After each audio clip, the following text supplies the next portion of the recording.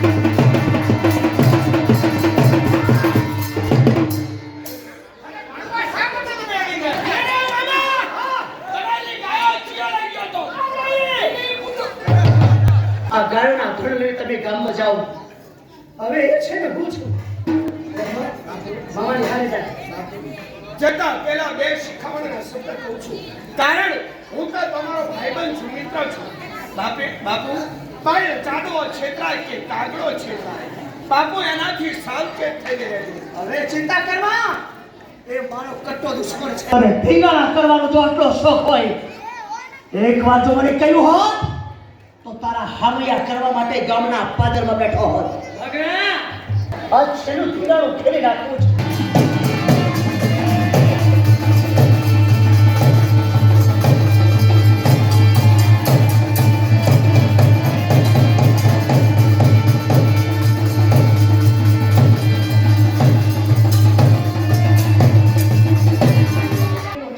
અને આખી રાત ગીત, લોકગીત, ગરબા, ગરબીઓની રમઝટ ચાલે છે.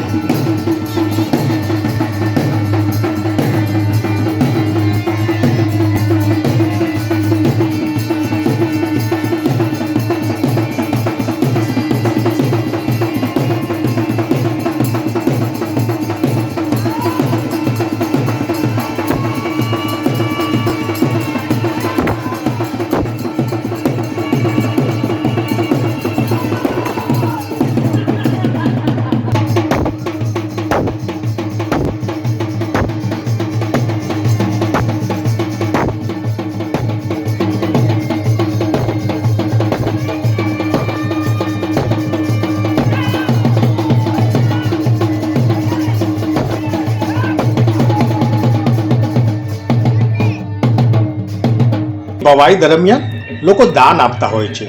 કોઈ ઘઉંનો કોથળો તો કોઈ બાજરીનો કોથળો લખાવતા હોય છે, તો કેટલાક લોકો રૂપિયાનું દાન કરતા હોય છે. ભવાઈમાં આવેલા દાનથી અનાજ ખરીદવામાં આવે છે અને એ અનાજમાંથી રોજે રોજ રોટલા તૈયાર કરી આખું વર્ષ કૂતરાઓને ખવડાવવામાં આવે છે. આમ હોળીની ધાર્મિકતા સાથે પશુ સેવાનું કાર્ય પણ કરવામાં આવે છે.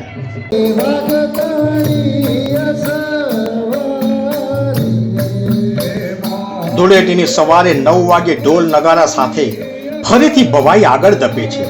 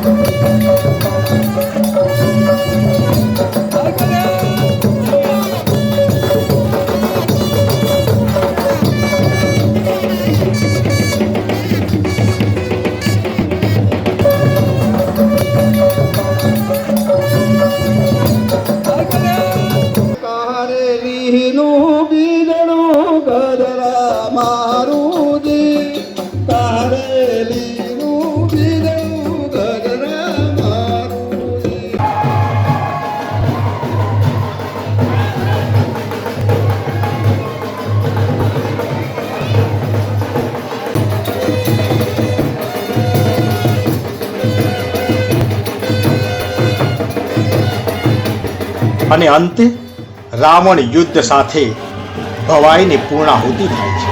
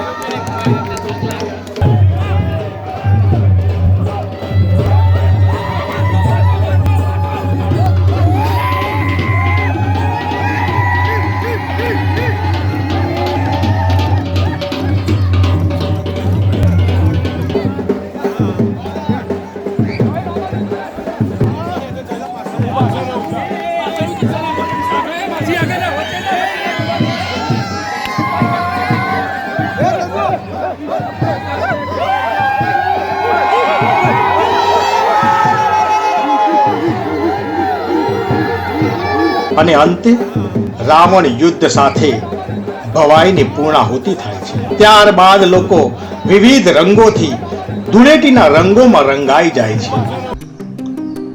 બીજી વિસનગરની એક ખાસ વાત એ છે કે ધૂળેટીની વહેલી સવારે એક ટાવર બજારમાં ખાસડા યુદ્ધની રમત રમાય છે.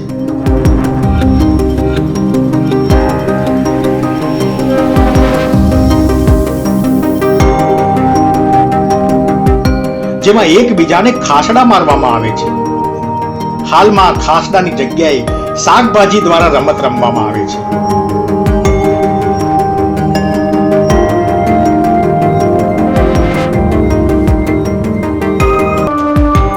આ વિસનગરની એક વિશિષ્ટ રમત છે.